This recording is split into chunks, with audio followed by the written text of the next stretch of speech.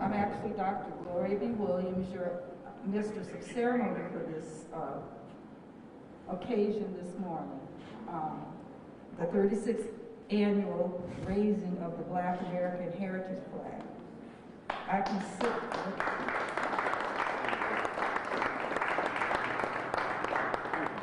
First, I'd like to give honor to God, the head of my life, for allowing us to assemble here today. And I consider it an honor and a privilege to stand before you because this ceremony, flag raising ceremony, has been held for the last 36 years under the direction of the late Ruth B. Loving. And before her passing, she actually asked Bud and I to take the banner and make certain that this flag raising ceremony would go on each year. And she insisted that it happen on the 1st of February. So we're here on the 1st of February in her honor and recognizing her efforts and making certain that we acknowledge the accomplishments of our Black Americans in this country.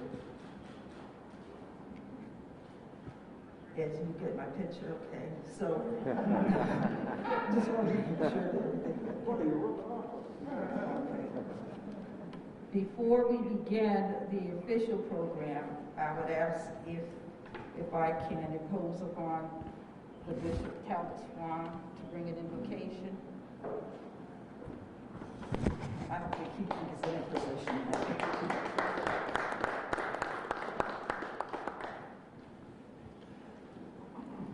God of our weary years, God of our silent tears, Thou who hast brought us thus far on the way, Thou who hast by Thy might led us into the light, keep us forever on the path we pray. We thank you for this time of celebration and commemoration, for where you brought our ancestors from, and how you continue to sustain us in this nation and across the globe. We pray even now that we will keep you forefront in our thoughts, in our actions, in everything that we do, so that future generations may never forget what you have done for us. Bless the proceedings of this ceremony, the memory of Ruth B. Loving, and all of the ancestors that have gone before us, that we may forever make them proud. This we ask in your name. Amen. Amen. Thank you, Bishop Swan. Although February is the shortest month of the year, it is an extremely important one, particularly to African Americans, particularly to me, because as I indicated to this last time that we were here, that people, my race, blacks, women, weren't even allowed to set foot in a city hall. So here we are standing in front of a podium, bringing greetings in Black History Month that was brought about by the advocacy of the late Carter G. Woodson, who advocated for the acknowledgement of the contributions that Black Americans have made in this world. Carter G. Woodson fought tirelessly to make this happen. Now, we know that Black Americans have made accomplishments over the years, and we're still learning about Black history. For me, I'm a living history, Black history. For the recipients of today's awards, and for you, many of you that are here, you're living history. The accomplishments that you've made, the offices that you hold. There are so many accomplishments that we've made, and those of you who study Black history, I mean, we can go down the list. You know, we could talk about all the inventions and all the great things that people have done, but there's still so much that needs to be done. But it is a little bit disturbing well, not a little bit, it is disturbing that here we are in 2022 and we're still fighting for recognition, diversity, equity, justice for all. I was listening to the Dr. Martin Luther King speech last week, and it was like, and I was saying to God, I said, this is just heart-wrenching, because what he was speaking of then is still happening now. How is the dream still alive? Yes, we're still fighting to bring that dream to fruition. And I did say I was going to talk because we have some great speakers here with us today. So with that, I am going to start with asking our Honorable Mayor, and I do this every year, Mayor, you know that. I had to get permission from Bud to introduce you first. And he said that's protocol. But, you know, as we know, you honor your home base and your husband, your spouse first. But I'm going to ask Mayor Dominic Sarno if he would come forward and bring greetings on behalf of the city.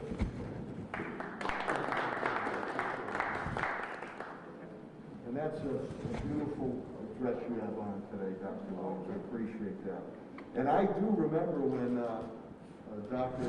Ruth B. Loving, she was a little shy, am I right? It was said to Buddy, you make sure that you and your wife continue and carry on this tradition. So I want to thank Representative Williams and Dr. Williams. Let's give them a round of applause. I also like to thank Coach Glick from my office on logistics today. I'm joined by friends and colleagues in government. City Council President Marcus Williams is here. Marcus, thank you. City Councilor Tim Allen is here.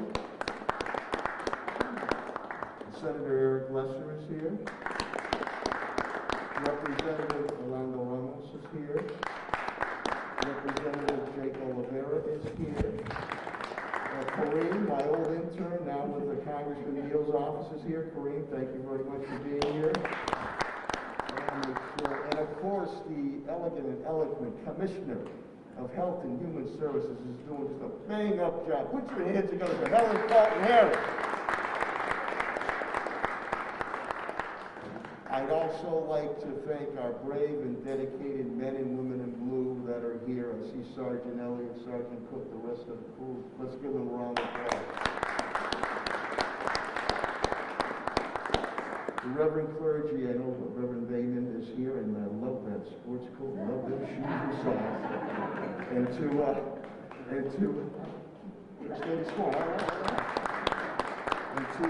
my friend Bishop Talbot Swan, congratulations on the award. I know home, but also congratulations. Your ecclesiastic district has expanded now in New England, and we appreciate your leadership there and here. Congratulations. If I missed anybody, it was a mistake of the mind and not of the heart, as former Mayor Billy Sullivan used to say. We come here today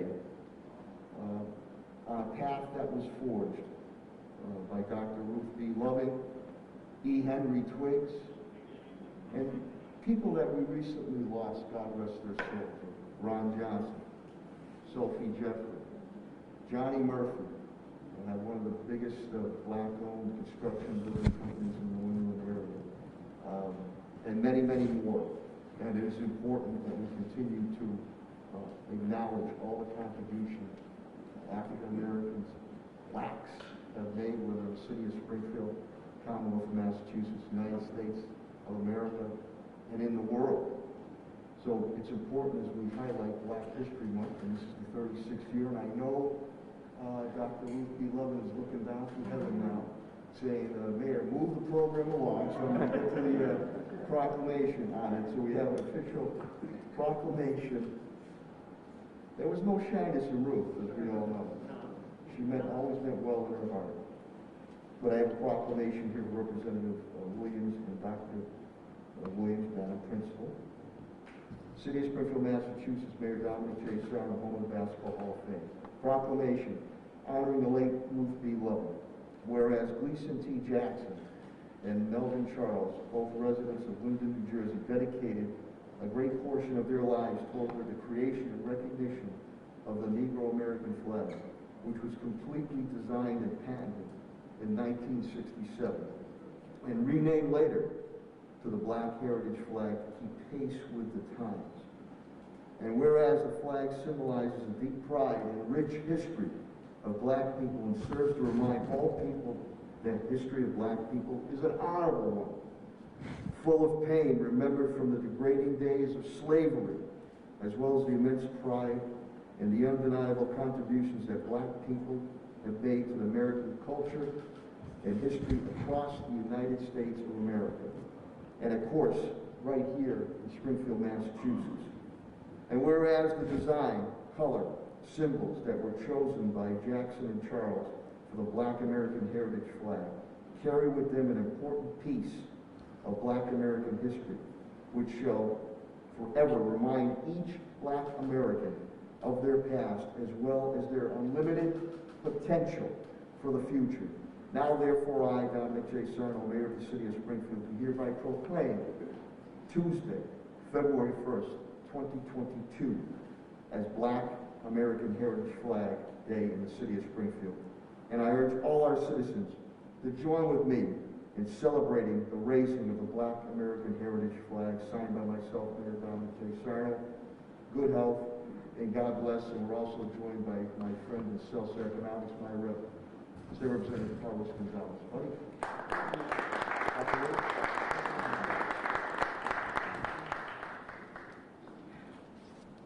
Thank you, Mayor.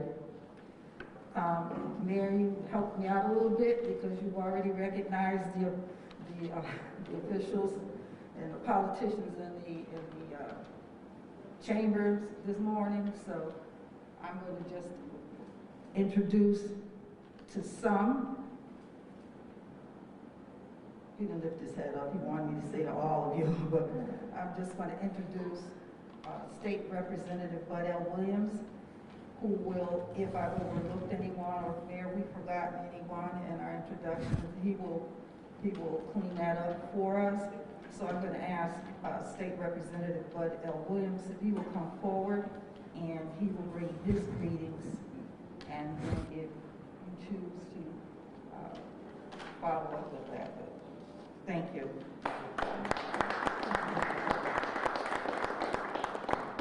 Thank you, Dr. Williams. First, give it honor to God. This is a glorious day, 36 years, and we haven't missed a beat. We've done this rain, snow, sleet, or shine. We've been below zero, 2 feet of snow, but Mrs. Loving always said the flag has to go up on February 1st. And we're just being obedient. We've had what a beautiful day today that the Lord has sent. Now, the Mayor has talked a little bit about this is like a twofold program. We have the flag, and we have Dr. Woodson, Carter B., who was a great American. And for you folks who don't know about him, Google him. And he talks about the miseducation of the Negro, and we say the miseducation of black folks, because he understood and he realized and recognized that the contributions that black and African Americans were making, they were whitewashed. You had historians not even talking about what black people had done. So, he was a former slave, parents were slaves, and he came out of slavery, and he said, when you control a man's mind, you don't have to worry about his actions. If you control a man's mind, he understood that. And the way they depicted black people at the time, menial, and they actually taught black people years ago to be menial, laid back, take all the jobs, social service jobs, that kind of thing. So he said, we have to get this right. we have to make sure that black history is taught. He was pushing black history in the schools. It's not done. It's not done yet. Black history needs to be in the schools because the American history is black history. You can't teach history of America without talking about black people. If you do, it's a false. It's false. It's not even true. So we will continue to push education in our schools, especially black history in our schools. It is important. And he thought that, Mayor and Bishop, if he could get it taught in school, and folks, white, black, green, and blue would come together, then they would appreciate each other more, and we can move on. Now, the first person to graduate from Harvard with a PhD was W. Du Bois. We know that. The second person was Dr. Woodson. Second person, Harvard, PhD. And he's done so many phenomenal things, and we just always want to recognize him. And he knew the pathway to freedom was through education. The pathway still is through education. We don't push education enough in the black community like we used to. When you were growing up, mama, daddy, whoever said, hey, you're going to finish school, you're going to school, no, you can't stay home, you're getting out of debt, and you're going to school. It didn't matter what. It just didn't matter. You were going to school. And we need to get back to that. And also I want to recognize the police officers, because when I talked to Sergeant Cook, Sergeant Elliott, Ruth B. Lovins, every year demanded, wanted the police officers to be at this flag raising. And I'm so encouraged with the turnout today. Let's give our men and women a big men and women, I'm sorry. So we're going to move on, but Carter B. Woodson and the contributions that black folks have made, whatever. First blood plasma, George Carver, it's just so much. But, and the point that some of the young folks, First Lady Swan said, that Black History Month is so, why is it so short? Well, Woodson wanted February, because there are two great Americans that were born in February. One was Abraham Lincoln on the 12th, and Frederick Douglass, his birthday is the 14th of February. That's why he chose February. It started off as Negro Week, now it's a month, but Douglass and Lincoln. That's why we celebrate it in February, not because it's the shortest month. So, without further ado, I'm going to have some speakers now. I'm going to ask Senator Eric Lesser to come and bring greetings from the Mass Senate.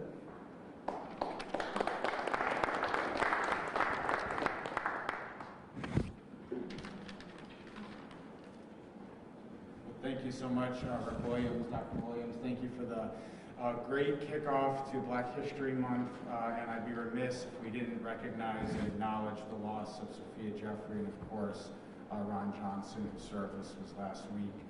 May their memory be a blessing. And I mainly just want to bring greetings from the State Senate and acknowledgement of the important and historic nature of this month, and a reminder that it can't be limited, of course, to 1 month. That the purpose of Black History Month is to empower and to remember and to motivate change all year round. And that's what we kick off today and mark with this flag raising. And it's certainly not lost on me the memory of Dr. Loving. I have fond memories of her at these ceremonies over the years. So I want to thank Mayor Sarno, and congratulations, Bishop Swan. A big new territory and a very well-deserved award. Congratulations. Thank you. Yeah, someone called and said, Bishop Swan has got a big promotion. And I looked and I said, man, he's probably happy back in the country. Because he was in a whole other country, Canada. So congratulations, Bishop, from Vermont on down. You're a great man, and I don't know how you do all that you do, but I listen to him every Sunday, so you're doing a phenomenal job. At this time, we have my main man in Boston, Carlos Gonzalez, to come and bring greetings. Socioeconomics. Socioeconomics. Thank you, buddy. You know, one of my wishes is to be able to sing, lift every voice and sing. And I'm going to try to do that now. So I want to thank you for the opportunity. Lift every voice and sing. How do I do? All right. So I accomplished one of my goals in life. Amen. You know, but the words of that song, it means lift every voice. It doesn't say one, it doesn't say you, him, her. It says everyone. And that's the importance of this day, is to lift everybody's voice. Because as my colleague mentioned, Black History Month is the United States of America month. The history of the United States is Black history, and Black history is the United States history. So I am thankful. I bring greetings from the Speaker of the House, Ronald Mariano, along with my colleagues in government, the House of Representatives. I also bring greetings from Senator Adam Gomez, who is at a funeral and could not be here at this moment. But I want to basically just say that we've come a long way, but yet have a long way to go. The leadership of the mayor, Helen Calton, our commissioner, leading us through this difficult time and period, the pandemic. But we all will lift each other up. We'll bring about opportunity for all. And I'm just going to quote that we can't be blind with patriotism, that you can't face reality. Wrong is wrong, no matter who says it. And I don't care what party you support, what person, for president, for non-president, for state representative, state senator, whatever it is. Wrong is wrong. And we got to make some rights. And we got to call them like it is. And I know with my colleagues in government, we're going to continue to call it as it is. Because I know that there's a bright future here in the city of Springfield, and we look forward to be embracing the leadership of this city, this state, and this country in the future, because we have some serious challenges if some people get what they believe should happen in this country. But we are here to celebrate. Again, lift every voice. Muchas gracias. Thank you. Thank you, my friend. At this time, we have the City Council President, Marcus Williams. Thank you.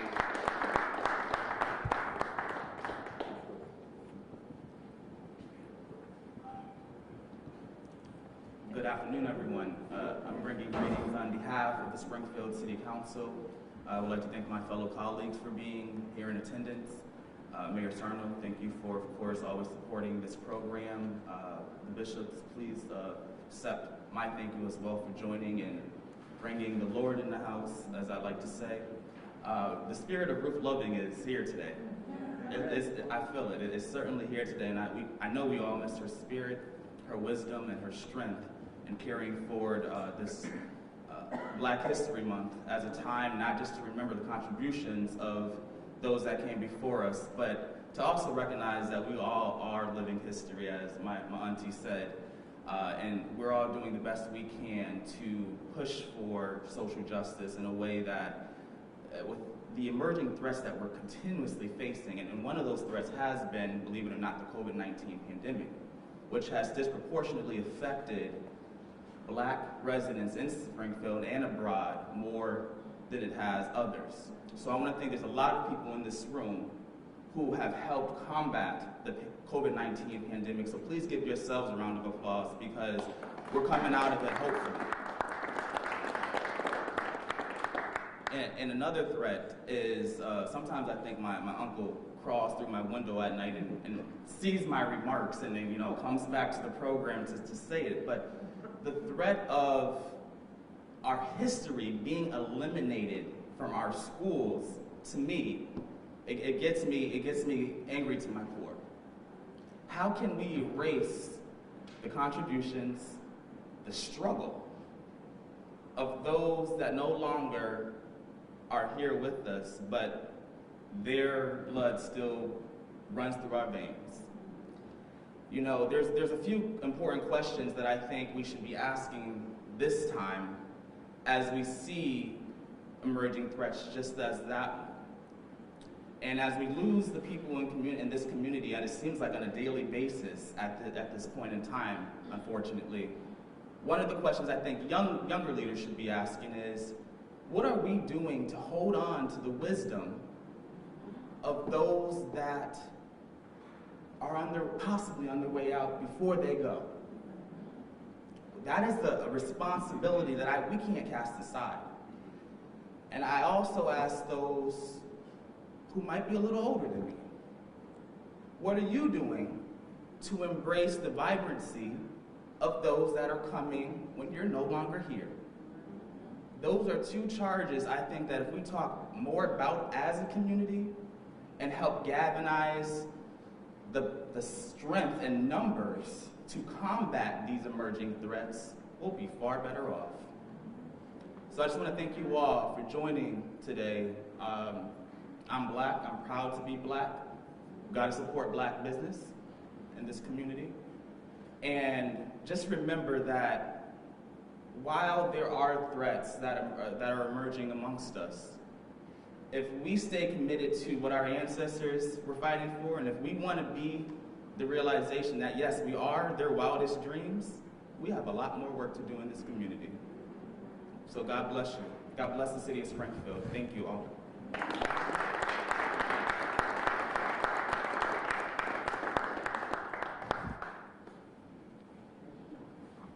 Thank you, nephew and City Council President Marcus Williams.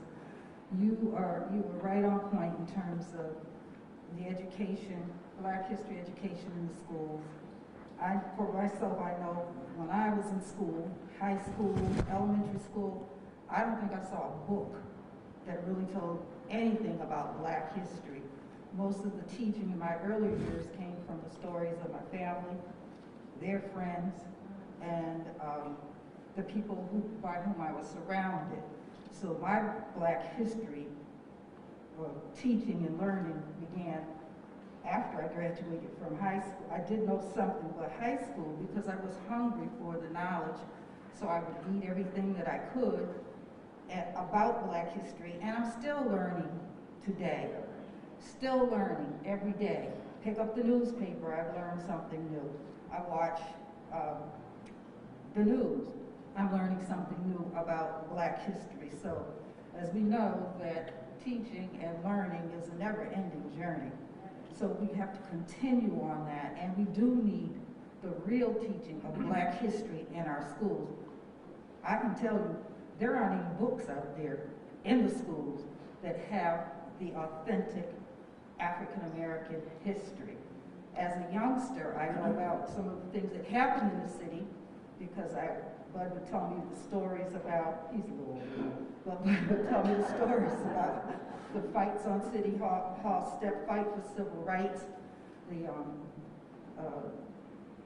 former Representative Benjamin Swan, he would tell the stories that he shared with him. He would talk about going marching with Cephas, C. Jackson back there. So I learned about history from others sharing that story. You can't even pick up a book or a newspaper or read about the stories that these great civil rights activists engaged in. You have to hear it. So President Williams, I do hope that at some point, and Mr. Mayor, at some point, we'll be able to get Black history into the schools. I'm sorry? Oh, okay, I thought you were saying, but yes, that is so important. And youth, there are many youth out there that are doing things, so we have to put them in the forefront. They have a lot to offer. We want them to see the positive things and engage in positive works and engage in education. Some of them are discouraged because they're not getting authentic education. We have to value them more. So, in the spirit of time, so we are going to be here all morning, I'm just going to transition into the other segment. We're speaking about the youth, and we do have a dynamic youth speaker this morning. And if I mispronounce your name, don't hesitate to correct me. This was Lazim Swan. He's a senior at the University of Massachusetts. Yay!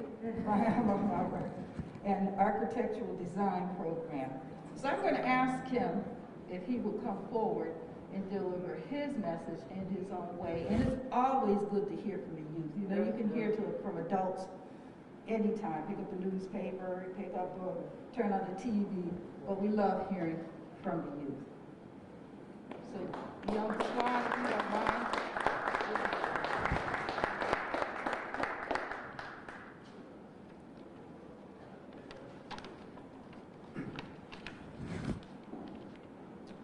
It's Lazim, by the way, but I won't stress it.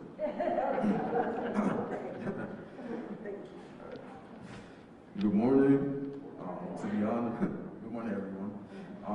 Good morning to the Honorable Mayor Dominic Sarno, State Representative Bud Williams, and all the other dignitaries and friends present here today. I would also like to acknowledge my parents, the honoree, Bishop Talbert Swan II, and my mother, First Lady Cynthia Swan.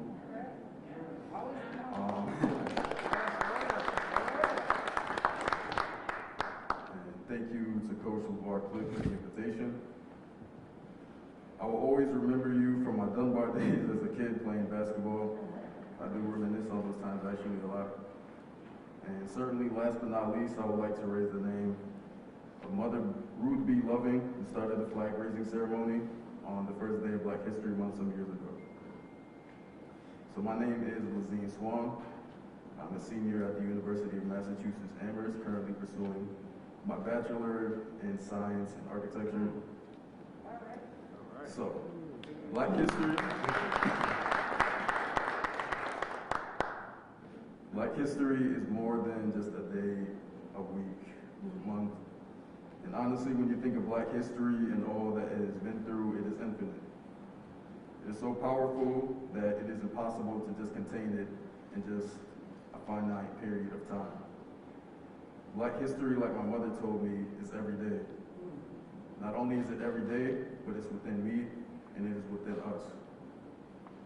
It was before, it is now, and it is ongoing into an ever-present future that fights to reveal its truths, its narratives, and its authentic voice. It cannot be limited, it cannot be contained, it cannot be bound, it cannot be circumscribed. It cannot be erased, and it cannot be eliminated. It cannot be expunged, nor can it be obliterated. But that doesn't stop these anti-Black groups from trying. We all know February is designated as a sacred time to set aside every year to remember, recognize, and reverence the existence and humanity of a people who refuse to give up. I'm privileged to be of the generation that represents every contribution and sacrifice made by Black people. Today marks the first day of what is known around the world as Black History Month. And as I was thinking of what to say today, I thought of the meaning of Black history. Many affirmations ran through my mind. I thought, I am Black history. When I looked at my parents, I see Black history. As I scan this room, I recognize Black history. When I enter foreign spaces, I acknowledge Black history. When I talk to my dad, he dropped me Black history gems. When my great-grandfather was buried, I am his namesake. I gained the mantle of Black history legacy. Black history is much bigger than a book with tales and stories about people. Black history extends back as the beginning of humankind. Black history is bigger than a day, a week, and much bigger than a month. It's bigger than a person, a movement, a story, or a subject. Black history has outgrown skin, race, classrooms, systems, and debates. It's more than a snapshot of it that they currently teach in the classroom. And it's even more than what America is too scared and uncomfortable to have taught in the classroom. Black history is everywhere and every day. Black history holds up the standard of humanity and justice. Black history is until we are free and no one is free. Black history holds up the flag of equality, liberation, and righteousness. So today I will leave you with this. Let this February not be ritualistic. Let this sacred time of celebrating Black history cause you to dig deeper, reflect on the lives of Black people and humanity. Do your research. Go beyond. I have a dream in Martin Luther King. Appreciate Black history in your spaces, in your city, and in your surroundings. Talk to your elders. Know your family's history. Know the stories, and know the stories that are not on the list of books to read. They're trying to ban books and teaching Black history everywhere, anywhere. Even in historically Black institutions, Africana Studies is always the first to go and never to be fully funded. So please understand that Black people were enslaved. They were not slaves. We were doctors, politicians, spiritual leaders, kings, queens, farmers, you name it.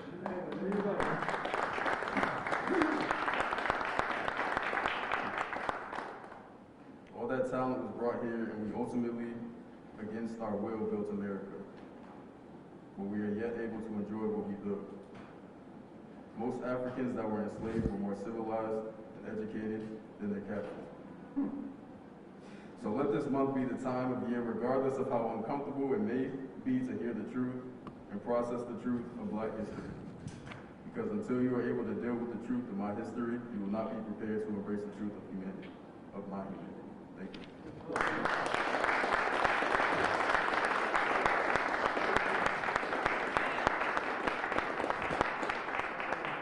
Thank you, Lazim. Let's give him another round of applause. She was awesome. And we need more role models like Lazim Swan, leading the way, talking to these young people in these courses that they tell us that our children aren't prepared for, don't have the skills, sciences and architecture. But here's an example right here. An architectural design student.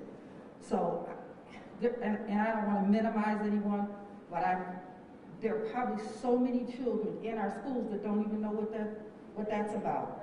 And then the sciences, very few of them. You see children of color, Black students particularly in higher education, in these science courses, in these challenging classrooms. That's because they hadn't been prepared with the right foundation, and they need to see more role models. So I applaud you, you're an outstanding role model, and just keep doing the work. At this time, State Rep Bud is going to come forward and introduce this morning's keynote speaker. Thank you. Tell him Bishop Talbot Swan II, he got somebody on his heels. Phenomenal. Thank you. You guys have done a fantastic job with him and the church and the family. And before I introduce the keynote speaker, I'd be remiss, Sheikh Sheikh Swan, Dr. working with AARP, giving us some money. Thank you. Thank you. Miss G over there, Ann G's granddaughter over there, Gary G, my 4th grade student. So I always have to acknowledge her and them because I still remember your grandmother and your father, one of my students at Homer Street. And I'd be remiss if we didn't acknowledge the father of civil rights in Springfield, Benjamin Swan. No, he's not here. He's looking, he's watching on TV, so I told him to give him a shout out. But Ben has done so much, along with Ruth B. Loving, in Springfield to make it a better place. And I'd be remiss if my mind didn't go back, Bishop, a few years where I'm hanging with C. Jackson and Ray Jordan and Ben, and we're on the City Hall steps. Because at that time, there weren't too many Black people in City Hall. Matter of fact, there weren't too many Black people doing anything in Springfield. Education, jobs, what have you. The Roger Williams of the world. But I do remember on the steps of City Hall, and those C. Jackson and Ray and Andy Griffin and Ben Swan, Ida Flynn, Ruth B. Loving, they made it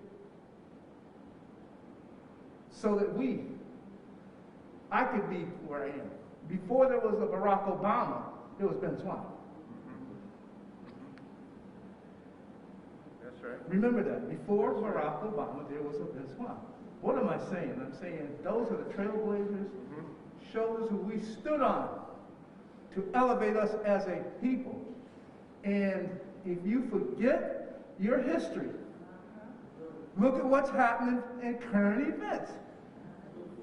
Look around you in the world, in the United States. They're trying to erase what's left of history and put us back in slavery. And you don't think they can do it? Supreme Court, voting rights. Still don't have the right, black people still don't have the right to vote. You're on a visa, I say. Roe versus Wade. They're going to try to flip that. So this is a country. It's important. And let me say, we can cry to Republicans. We got to get off our duffs, senators and representatives all over the country. And we have to have a huge voter registration. Other than that, if they flip the House, they flip the Senate, we got problems. And if you think they won't turn back the hands of time, oh, they don't care. They're trying to erase history, erase everything, and put us back to good old days. Make America great again. So that's just a reminder that we have a lot of work to do. It's going to get hard. It's going to get tough. So the next preacher, speaker really needs an introduction, and I'm always amazed at the voice that he has. And maybe he'll give us a little standard. Maybe he will, maybe he won't. But Mark Baiman,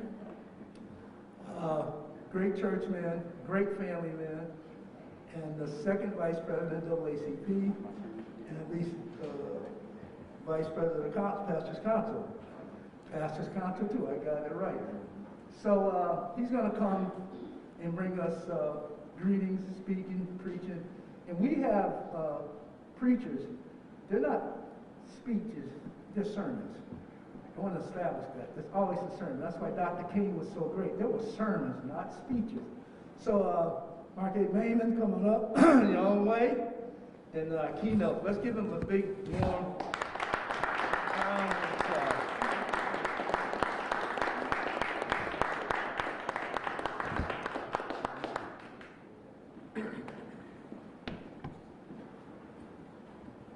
Thank you very much. And I'm just so excited to be here. And want to first honor our mayor, Mayor Dominic Sarno, and I like your jacket too. And to all of you whom honors due, too many names to call, but all of your names have been called. But there are a few that I want to stand out on today. Bud Williams, I am so grateful to God for him because he consistently looks throughout our community to see who he can pull up. And I believe that it is very important for us as a people to consistently be watchful as to finding those that we can pull up, those that we can motivate, those that we can find greatness in, so that we can too continue on this journey for equality in our city and in our country. I am thankful to God for my good friend, the Bishop Talbert Swan. I want to tell him congratulations on today.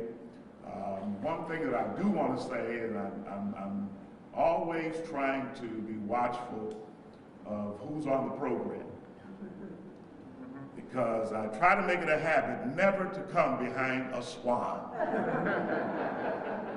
Never to come behind a swan. I am just grateful today because we are here as a result of a 4'11" woman. 4'11" woman by the name of Ruth B. Loving. A woman that is small in stature, but one who was concerned about the rights of black people. This tenacious woman had a loud voice. Anybody that knew her knew that that was the truth. She had a loud voice, and she used that voice to help the helpless. And it is an honor to be here as we recognize another loud voice in our city today, the voice of Bishop Talbert W. Swan II. And you can applaud that.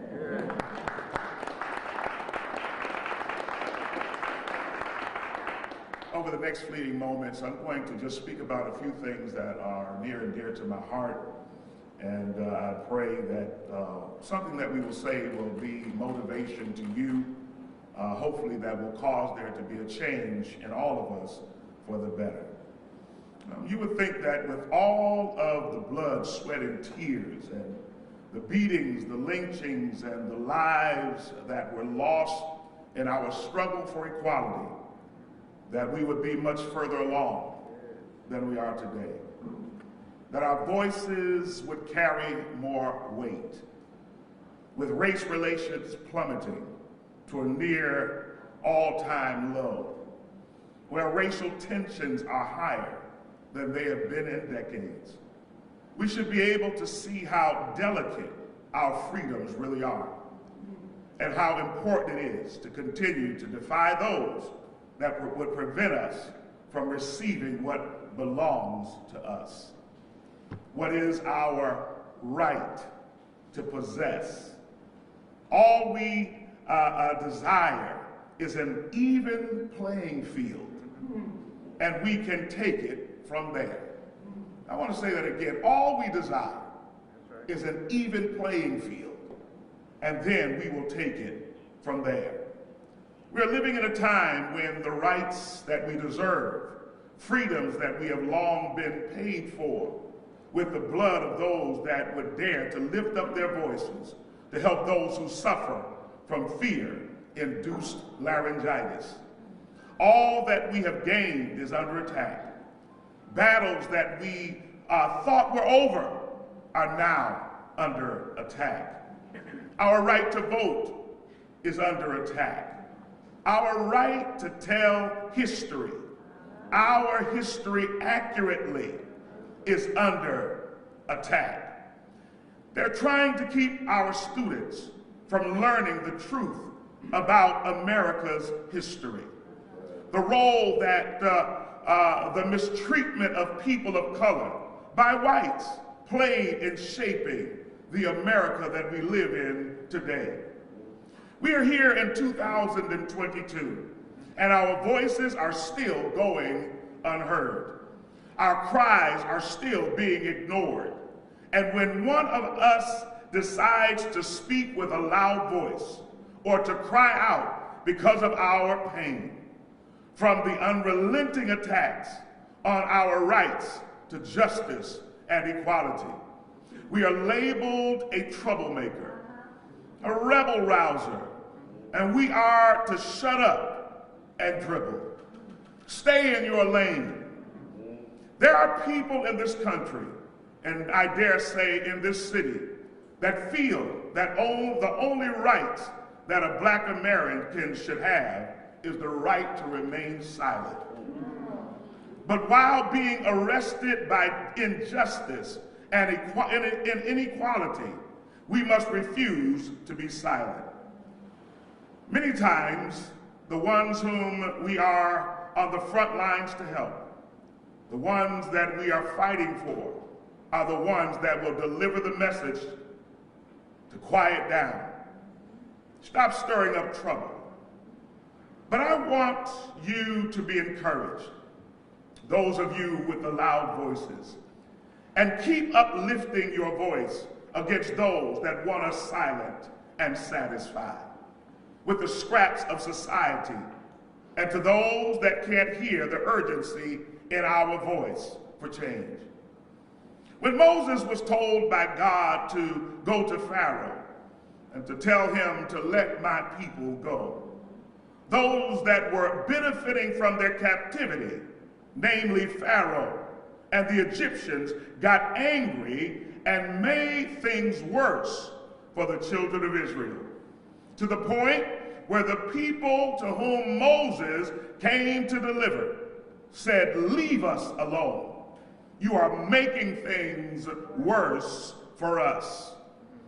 And had Moses, oh my God, heeded to them and what they wanted, and if he had just closed his mouth, had he toned down his voice and given in to the hurt of being rejected by the people he was assigned to deliver, had he left them alone because their present situation had blinded them to the memory of God's promise to Abraham concerning them and the freedom that was to be their inheritance.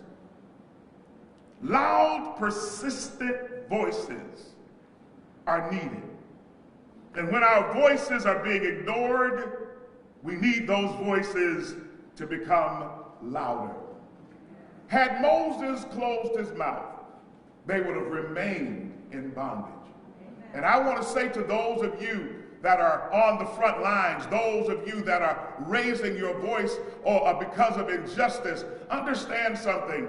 And I say this to people who I counsel in marriages because a lot of times voices get raised. When people feel that they're being heard, they don't have to raise their voice. It is important for us, and to those of you in this room who have been graced with the power to change laws and procedures, don't take the loud voices as of an oppressed people personally and make things harder for us. Just hear us. Work with us. Embrace our passions and try to understand why we must continue to fight. Even when we oppose where you stand, always understand that we're not taking it personal, that we're working towards something that is bigger. We understand that if we quiet our voices, we will remain in the same place that we're in. But it is so important for us to understand today, to whom much is given, much is required. And I want you to understand that we're not against you. We want to work with you. We're not asking for a handout. We just want equality. And if you will hear us, I believe that things will get better. My prayer today is not only that our voices are loud and remain strong, but that our voices will be heard and that the lives of Black people will at some point, hopefully today, that the lives of Black people will matter. May God bless you. May heaven smile upon you. It's my prayer.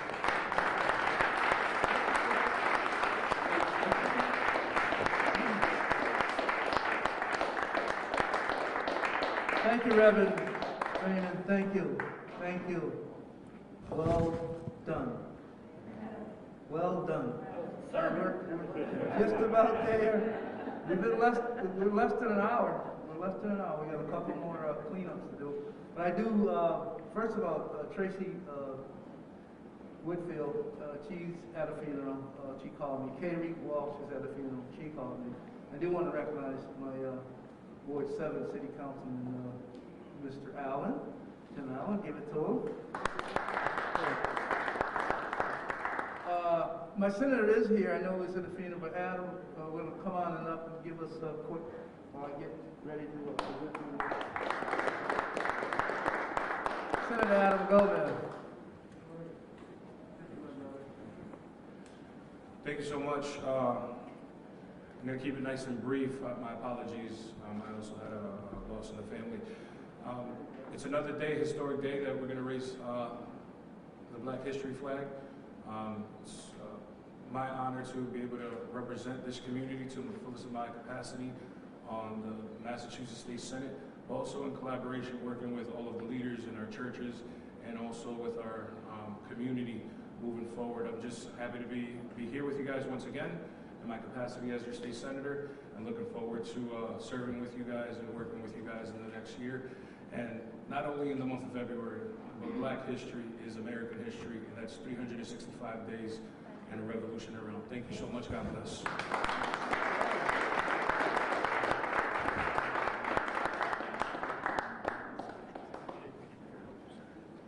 We're at the end. We do have we have an award for the Ruth B. Loving Award we established a few years ago. But we want to recognize someone today. I want members from the Springfield Black COVID Coalitions to come up and stand here. Sylvia, Fran, C. Well, just stand. Come on, we got to do it real fast. Well, just come and stand. We had on the heels of this, Bishop.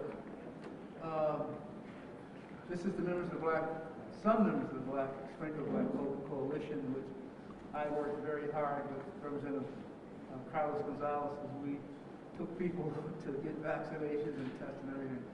But we wanted to give special recognition to our health commissioner, who has been on the front line, going on 2 years. In March, a month would be 2 years. We do have something we're going to present to at a later date, but we just want Commissioner Colvin, can you come forward, please?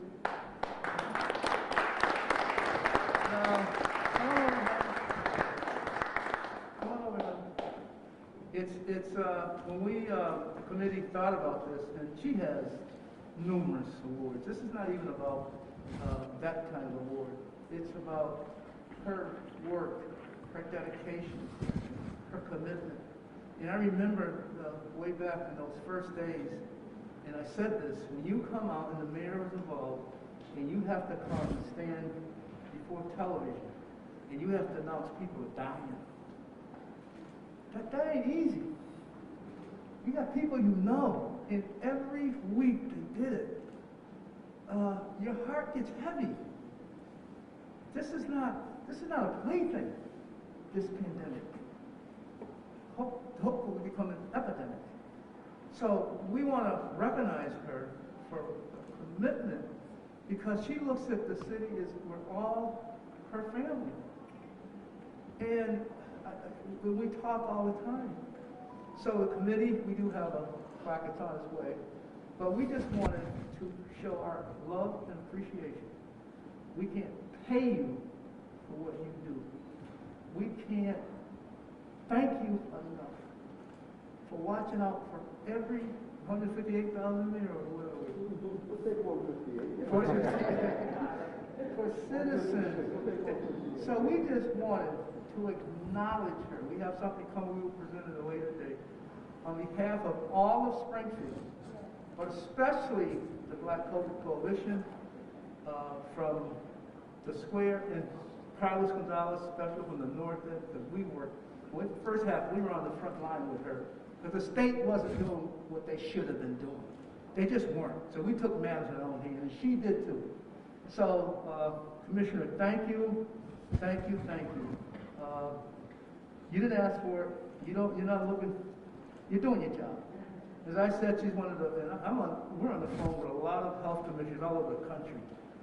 One of the best. She could be anywhere. She could be going to Boston, Atlanta, Chicago, anywhere she wants. Seriously, and make 3 or 4 times. Hint, Mr. Mayor. But can we give Commissioner just come and say something? But thank you for come on.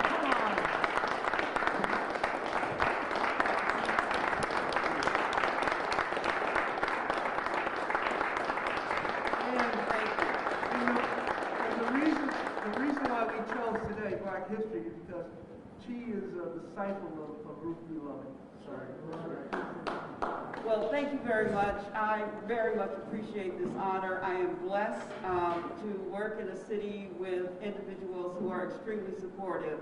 I thank all of the residents of the city who listened to me and tried very hard. I thank the Black COVID-19 Coalition and State Representative Bud L. Williams, Mayor Sarno, and congratulations, Bishop. You're very deserving of everything that comes your way, because you are a voice that keeps us grounded. So thank you. Thank you so much to everyone. And I'm going to just use this moment to say thank you to Evergreen Bass, your mother. Evergreen Bass was my daughter Angela's preschool teacher at early childhood, and she still talks about Evergreen Bass to this day. Angela is a graduate of Howard University. Angela has an MBA from the University of Massachusetts, but to this day, she talks about that Eastern Avenue place where she got to be mentored by Black history, a Black woman who loved and valued and nurtured her. Thank you and thank you to everyone who has been with me on this journey and been supportive. I thank you. Thank you, Commissioner Carlton, for that acknowledgement. My mother was a phenomenal teacher, and she loved children, living history. She's gone on to glory, but she's living history, and she's touched a lot of lives over her lifetime. So I appreciate that. And also, I'm just going to take the liberty to thank Bud personally, because I know, you see him out in the public, but I know what he does behind the scenes. He's up 2, 3 o'clock in the morning making certain that his communications are out, that he's doing the work that needs to be done to save the lives of people, not just African American people, but all people. So I do want you to know that he works extremely hard on behalf of people. And I know Commissioner Carlton, when he calls on you, you respond, and you make a great team. There is the coalition, and I'm just going to put a plug in, Cynthia and Ms. Fran, on February 5th, 1 o'clock, Cozy Corner. Spread the word. Cozy Corner Pavilion. They'll be hosting another mass giveaway. Dr. Wilmore Webley, microbiologist from the University of Massachusetts, will come and he will share more information about the state of the COVID, and particularly in Springfield. And Commissioner Carlton has already made a presentation. I'm sure she'll come again at some time, because this is a never-ending journey.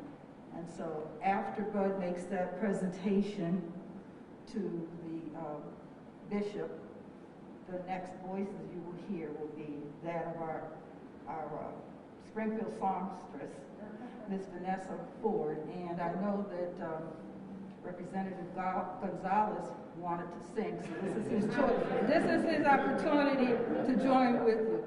Thank you. Thank you, Vanessa. Thank you. Oh, this is what a great day. We're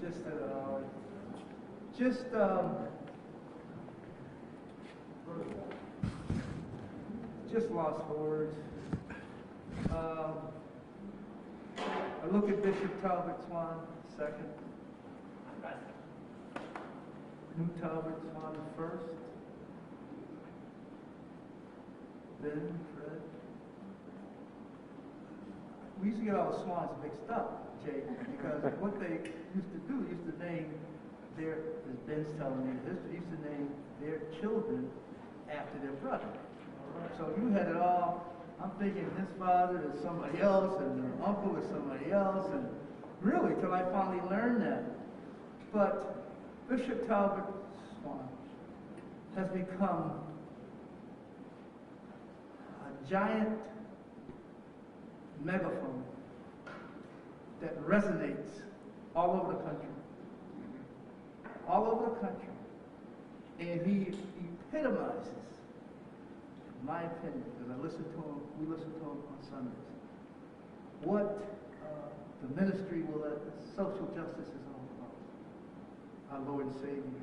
He brings the gospel, he brings the word, he doesn't cut it, he doesn't bite his tongue. Truth to power. And it's phenomenal. A man who receives death threats all the time. They're trying to always kick him off Twitter. They're always trying to get him off. They're always trying something. And that's when they want to silence Rep. Ramos, when they want to silence a voice for all of us. And he cares about all of us. And he fights the fight. He was on the ground for COVID coalition in the beginning. And First Lady, your voter registration. All you folks are doing. And LeVar, thank you for what you've done today. But no one, you can't pay someone because he's only doing what he's charged to do. He's charged to go out and represent all of us and make our lives easy. It ain't easy being at the point. It ain't easy being, if you see the birds when they start heading down south, there's always one at the point. They form that formation. But that one at the point is doing what? Taking the wind, taking the cold, taking the heat. So what? So the formation can stay intact and you stay together. He is at the point. He's our leader. Some people call him a rabble rouser. Some people call him a troublemaker. But John Lewis will always say, good trouble is good. And he's on every issue. I don't know how he does it, but I think he finds his strength in the Lord. And we keep on keeping on. So, we're just very proud to present this award to you, Bishop. And I really mean, I just can't find words to even say what you do, other than you just do a good job. And I'm going to ask you and First Lady Swan come on up and we can present this award. First Lady.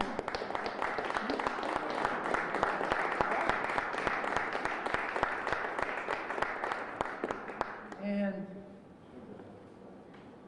what it says, the roof be loving, social justice, activist, legacy, presented to Bishop Talbert W.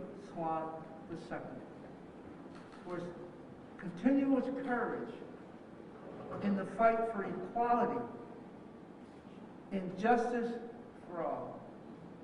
Sponsored by State Representative Bud L. Williams and my wife, Dr. Gloria Williams, given this day, February 1st, 2022.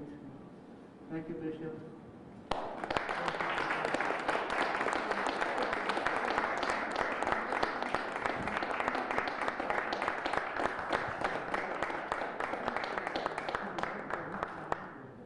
No, you guys got them. There you go. Gotta get your wife that picture.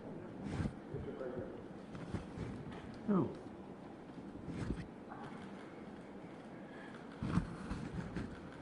Thank you. I'm smiling at you. I tell the story.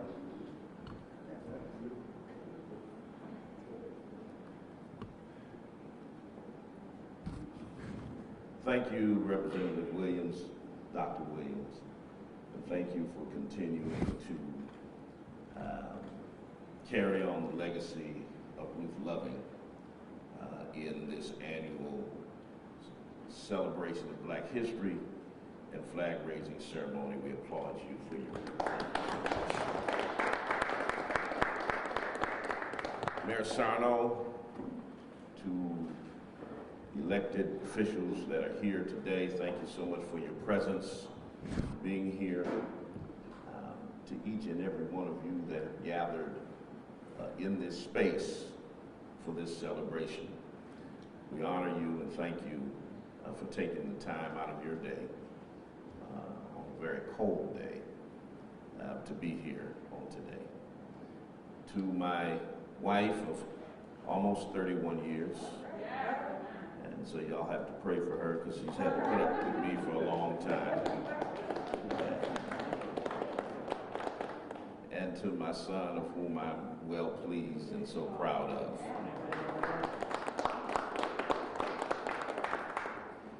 We don't do any of the work that we do because we look for recognition or for accolades. Reminded of the song that just said, a charge to keep I have, a God to glorify, never dying soul to save, and fitted for the sky. We do this for our love for our God and for our love for our people. It is that reason that Dr. Carter G. Woodson sought to ensure that the legacy and the history of our people would never, ever be forgotten. Just the other day, Governor Ron DeSantis and some of the legislators in Florida advanced a piece of legislation that would come against institutions of learning and businesses that would dare have training sessions or teach anything regarding the history of racism in America that would cause, and these are the words used in the legislation, that would cause discomfort to white people. I dare to say that if black children and black people have to experience racism and white supremacy on a day-to-day basis, then certainly white folks can deal with being uncomfortable about hearing about it. You cannot talk about the history of America without talking about the history of white supremacy and racism. We are on stolen land that was stolen by the genocide of Native and indigenous people. Land that was then worked by enslaved Africans. And so the wealth of America was built on the bloodshed, the tears and the labor of non-white people. You can't talk about American history without talking about that story and that narrative. And so therefore, to come with this attack on any teaching of the real history of America and call it critical race theory is nothing but cowardice and erasure. And it goes against the legacy of Dr. Carter G. Woodson and any and everyone that would want the history of our people to be taught. And so I say that we have to stand boldly, and we have to speak truth to power, and we have to continue to tell our story. I stand on the shoulders of others. I stand on the shoulders of Sally Swan and Bessie Morton and Ben Swan and Talbert Swan I and others who gave me a grounding in our history and taught me a love for my Creator and a love for my people. And I will never, ever allow their stories to be silenced. And so 365 days of the year, we will speak of the history of a brave and a noble and a resilient people that, in spite of a nation that is yet to be united, that had gathered against the realization of their humanity, that they stood boldly and accomplished much. And it's on their shoulders we stand. It's on the shoulders of the Ruth Lovings of the world that we stand. Thank you so much for this honor. I appreciate you. Love you so much. God bless you.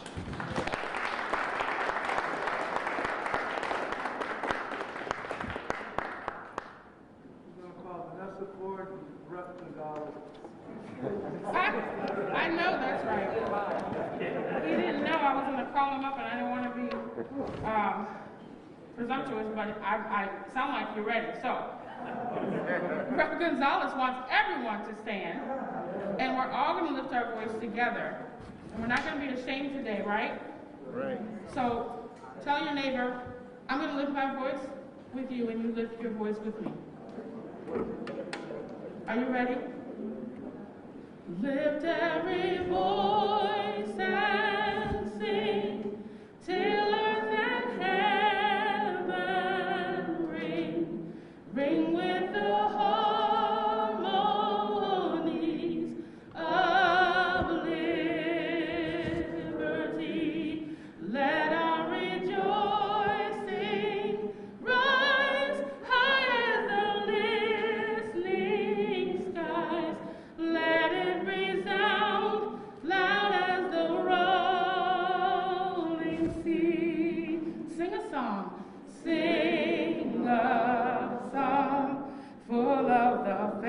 that the dark past has taught us. Sing a song full of the hope that the present has brought us.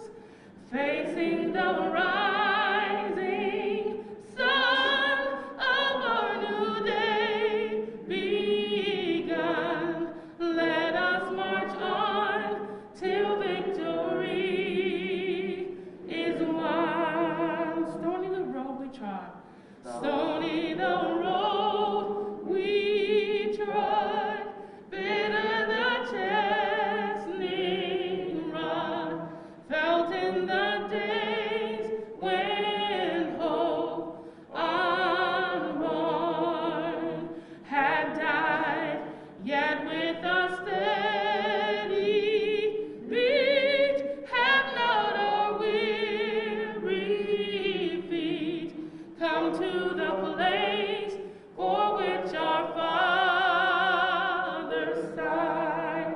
We have come over a way that with tears has been watered. We have come treading our path through the blood of the slaughtered.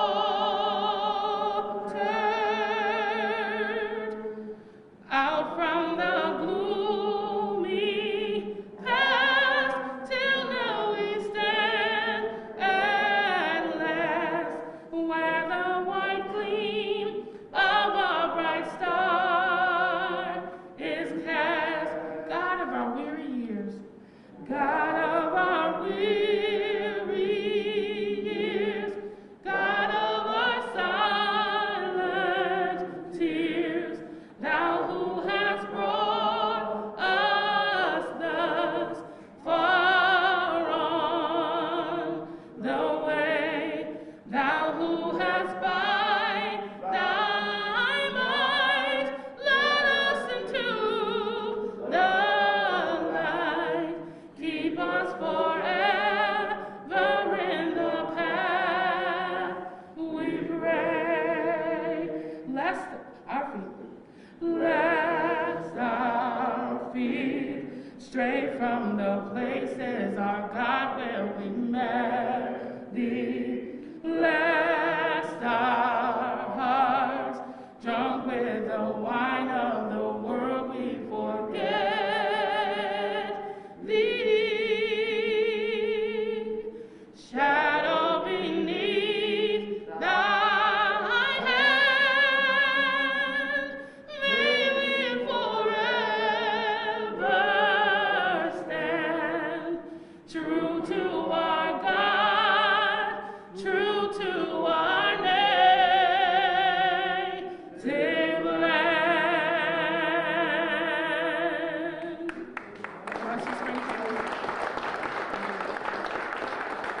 We have, we're going to go down and raise the flag, but we're going to have the benediction by Brother Baiman. Do the benediction, please.